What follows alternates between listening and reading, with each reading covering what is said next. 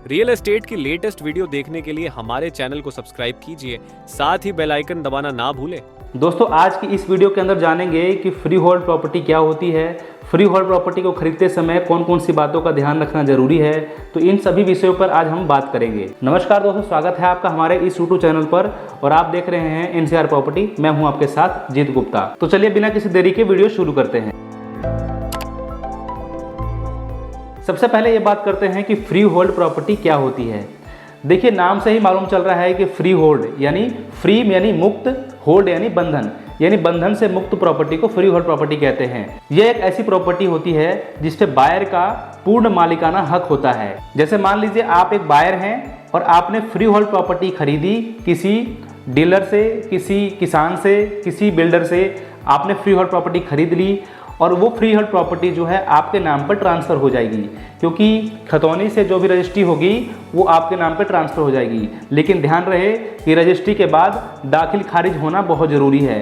अब जब ये प्रॉपर्टी आपके नाम पर हो गई तो ये प्रॉपर्टी पर आपके आने वाली पीढ़ी भी उसको इस्तेमाल कर सकती है, यानी इस पर कोई बंदिशें नहीं है। आपकी प्रॉपर्टी का इस्तेमाल आपके आने वाले वारिस भी इस्तेमाल कर सकते हैं। तो इस प्रकार की प्रॉपर्टी को फ्री होल्ड प्रॉपर्टी कहते हैं। इस प्रकार की प्रॉपर्टी पर किसी नगर निगम या फिर विकास प्राधिकरण का कोई भी अधिकार नहीं होता है। इसका पूर्ण मालिकाना हक आपके पास होता है। तो उम्मीद है आपको फ्री होल्ड प्रॉपर्टी समझ में आ गई होगी। चलिए बात करते हैं हम लोग कि फ्री होल्ड प्रॉपर्टी खरीदने के क्या क्या फायदे हैं। फ्री होल्ड प्रॉपर्टी खरीदने के कई फायदे हो सकते हैं, जैसे कि आप फ्री होल्ड प्रॉपर्टी को किसी को भी ट्रांसफर कर सकते हैं, किसी को भी आप बेच सकते हैं, किसी को रीसेल कर सकते हैं।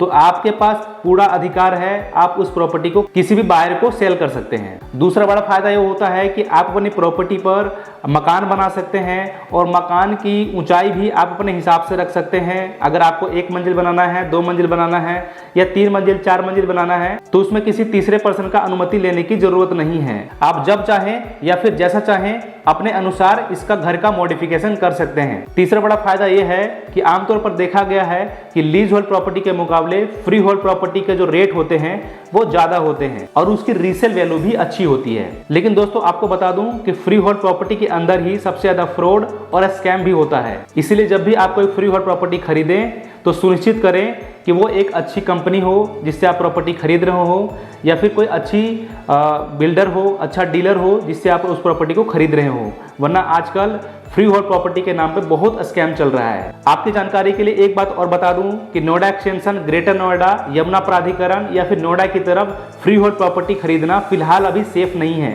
क्योंकि यहाँ पर अधिकतर किसानों की जमीनें विकास प्राधिकरण या फिर अथॉरिटी द्वारा एक्वायर की जा चुकी है और उस जमीन का मुआवजा भी किसानों ने ले लिया है। तो ये कह सकते हैं कि यहाँ पर जितनी भी जमीनें हैं वो ज्यादातर विकास प्राधिकरण के अंतर्गत आती है। तो दोस्तों ये थी छोटी सी जानकारी फ्री होल्ड प्रॉपर्टी क्या होती है और फ्री होल्ड प्रॉपर्टी खरीदते समय कौन कौन सी बातों का ध्यान रखना चाहिए, फ्री होल्ड प्रॉपर्टी खरीदने के क्या फायदे हैं। उम्मीद करता हूँ आपको ये छोटी सी जानकारी समझ में आ गई होगी। अगर फिर भी आपके मन में कोई सवाल आता है तो हमें कमेंट करके नीचे पूछ सकते हैं। हमें आपके सवालों का जवाब देने में बेहद खुशी होगी।